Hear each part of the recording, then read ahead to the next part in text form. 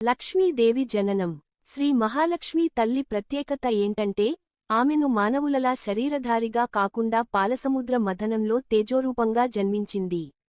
దేవతలు, అసురులు అమృతాన్ని పొందటానికి పాల సముద్రాన్ని మథించినప్పుడు చాలా అమూల్యమైన వస్తువులు బయటికి వచ్చాయి.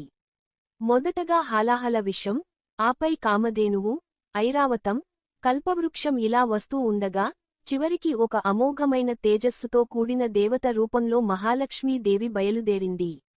ఆమె నీలవర్ణ వాసనాలతో, పద్మములతో నిండిన వేదస్వరూపినిగా, చతుర్భుజ దివ్య రూపంతో వెలసింది.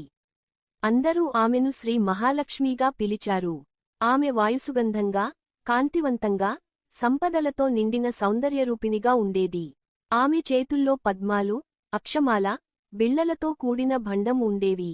ఆమె అడుగుపెడితే ఎక్కడ పుష్పాలు పూస్తాయి, లక్ష్మీ ప్రతిష్ఠితమవుతుంది.